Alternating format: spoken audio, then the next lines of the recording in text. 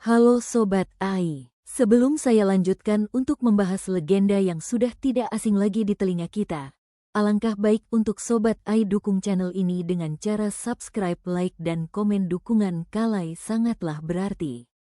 Mari kita lanjutkan cerita Putri Duyung. Mengapa Putri Duyung begitu memikat? Putri Duyung, makhluk legendaris yang digambarkan sebagai wanita cantik dengan tubuh bagian atas manusia dan ekor ikan, memiliki pesona abadi yang melintasi budaya dan zaman. Daya tarik figur bibrida ini terletak pada posisinya yang strategis di batas antara dua dunia yang bertolak belakang, dunia daratan yang familiar bagi manusia, dan dunia lautan yang misterius serta tak dikenal. Melalui posisi batas ini, Putri Duyung menjadi proyeksi naratif yang sempurna untuk ketakutan, harapan, dan imajinasi kolektif manusia terhadap misteri alam. Selama ratusan tahun, mitos ini telah berfungsi sebagai sumber inspirasi tak terbatas bagi seni, sastra, dan film, memastikan relevansinya terus berlanjut hingga era modern. Mitos ini bukan sekadar fantasi, ia merupakan cerminan tentang bagaimana manusia berupaya memahami dan terhubung dengan alam yang luas dan tak terduga yang melingkupinya. Putri Duyung dikenal karena simbolismenya yang kontradiktif, yang menjadi inti kekuatan naratifnya. Di satu sisi, ia melambangkan keindahan, cinta, kemurnian, dan daya tarik yang menawan, seringkali menjadi protagonis dalam kisah cinta terlarang antara makhluk laut dan manusia.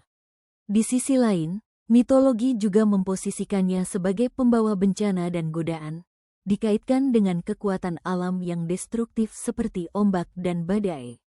Dualitas ini, antara membawa keberuntungan dan malapetaka, memberikan kerangka naratif yang kaya, memungkinkan Putri Duyung berfungsi sebagai wadah untuk mengatasi ketegangan psikologis manusia. Lautan secara universal seringkali menjadi simbol ketidaksadaran, bahaya, dan sumber kehidupan. Karena Putri Duyung menghuni batas laut, keberadaannya mewakili ambivalensi fundamental manusia terhadap alam.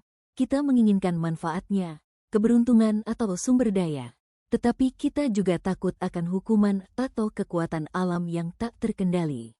Di Asia Tenggara, khususnya di Nusantara, karakterisasi figur Duyung mengalami pergeseran dramatis, menjauhi narasi cinta terlarang dan bencana, menuju simbol kerabat, kasih sayang, dan konservasi.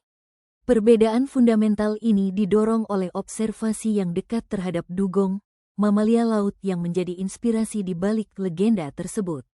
Keyakinan ini dilatar belakangi oleh anatomi fisik dugong betina. Hewan ini memiliki puting susu dan perilaku menyusui yang mirip dengan manusia. Anatomi fisik dugong sering dianggap menyerupai kaki dan tangan manusia pada bagian ekor dan siripnya. Duyung sebagai jelmaan ibu, sebuah kontras budaya. Mitos Putri Duyung di Nusantara, seperti yang ditemukan di Buton, Sulawesi Tengah, dan di kalangan masyarakat Bajo Gorontalo, menawarkan arketipe yang unik.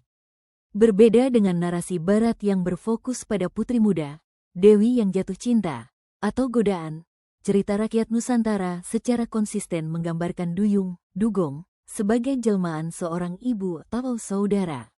Karakter Duyung dalam cerita rakyat Buton dan Bajo karenanya digambarkan sebagai makhluk yang penyayang dan memiliki ikatan kekerabatan yang kuat dengan manusia.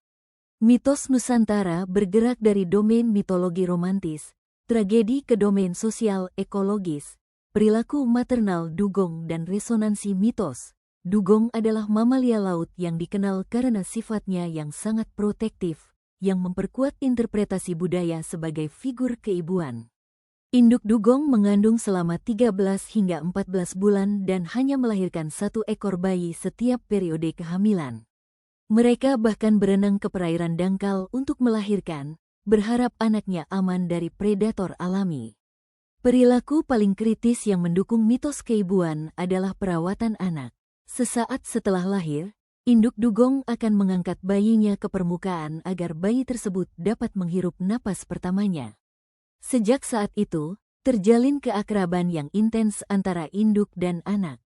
Ketika menyusui, dugong betina akan menggunakan sirip depan, mirip tangan, untuk memeluk bayinya, menampakkan kepala dan dada di atas permukaan air, sangat menyerupai seorang manusia yang sedang berenang. Sifat melindungi induk sangat kuat. Jika anak dugong tertangkap, induknya kerap berenang-renang di sekitar lokasi, seolah menunggu dan mengkhawatirkan anaknya. Kesamaan visual antara perilaku maternal dugong dan arketipe ibu manusia memicu asosiasi budaya yang mendalam. Pesan mendalam dari cerita Putri Duyung meliputi pelajaran tentang pengorbanan demi cinta dan impian, keberanian untuk mengejar cita-cita meski sulit, pentingnya menghargai keluarga dan lingkungan asal, serta konsekuensi dari setiap keputusan yang diambil. Terima kasih Sobat AI, semoga pesan ini bermanfaat.